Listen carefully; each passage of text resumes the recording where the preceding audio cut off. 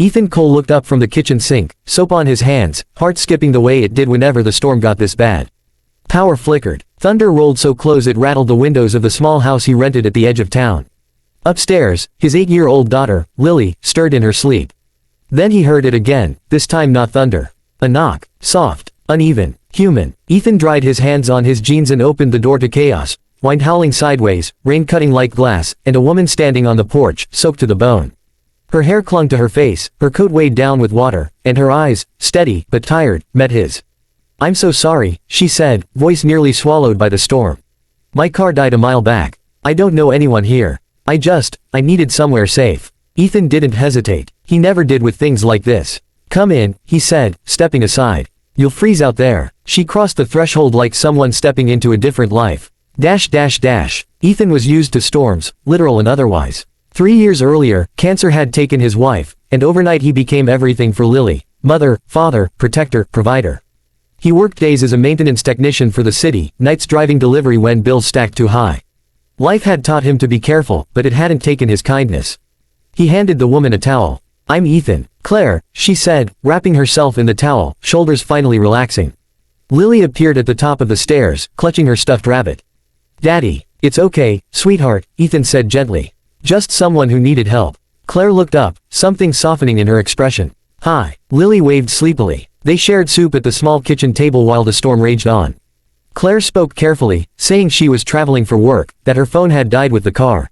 Ethan didn't pry. He'd learned that everyone carried things they weren't ready to explain. What surprised him was how normal it felt. Claire laughed easily, asked Lily about school, listened, really listened, when Ethan talked about fixing broken elevators and patching leaky roofs. No pity, no polite distance, just presence. When the power went out completely, Lily cheered like it was an adventure. Candles came out, shadows danced on the walls. "You can take the couch," Ethan said. "It's not much, but it's perfect," Claire replied, and she meant it. By morning, the storm had passed, leaving the world washed clean. Claire's car, it turned out, needed towing. The mechanic in town couldn't get to it until the afternoon. So she stayed. They walked Lily to school together. They drank coffee on the porch. Conversation flowed like they'd known each other longer than a night. Ethan noticed how Claire studied details, how she noticed cracks in the pavement, how she asked about the neighborhood, the city, the people. "You ask a lot of questions," he teased. "I like understanding how things work," she smiled. He didn't know then that understanding systems was her life. By afternoon, Ethan had to leave for work. Claire insisted on waiting alone, not wanting to inconvenience him. But Lily hugged her before leaving, whispering, "Come back." Claire watched them go, something tightening in her chest. The truth came out a week later. Ethan was fixing a lighting panel in a downtown building when he saw her, Claire, on a massive digital screen in the lobby.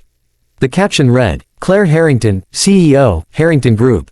The same smile, sharper now, more controlled, surrounded by words like innovation and global leadership. His first thought wasn't shock. It was embarrassment. That night, his phone buzzed with a message from an unknown number.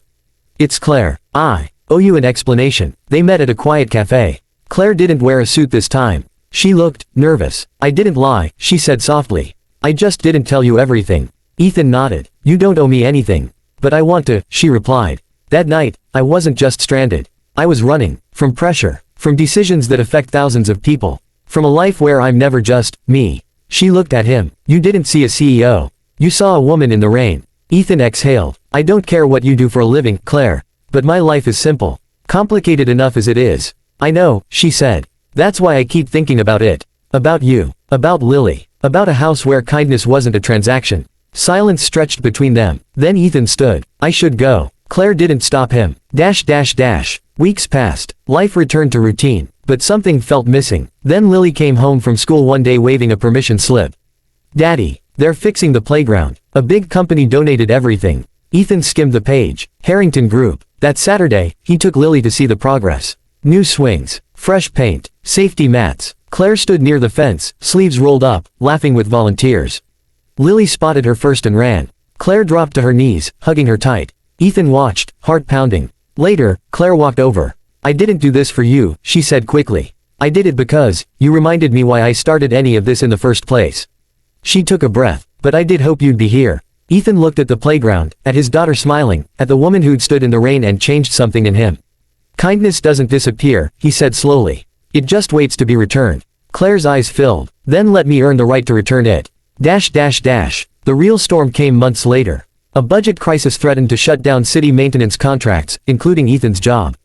Hundreds would be laid off. When Ethan found out, he didn't tell Claire. He didn't want help. Pride still had a grip on him. But Lily did. "Daddy's sad," she told Claire one evening. Claire listened. Then she acted, not with money, but with strategy. She proposed a partnership program, keeping jobs intact while modernizing infrastructure.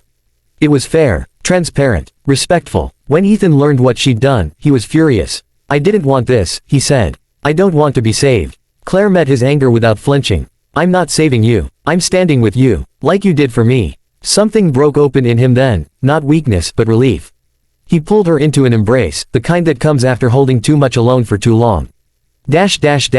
Years later, Ethan would still remember that first knock, the storm, the soaked coat, the choice he made without knowing its consequences. Claire would say that was the moment she learned love doesn't arrive with titles or plans. It arrives asking for shelter. They built a life that blended worlds, boardrooms and bedtime stories, hard decisions and soft landings. Lily grew up knowing that kindness is powerful, that humanity is the greatest leadership of all. And whenever storms came, literal or otherwise, they remembered. Sometimes the smallest open door can change everything.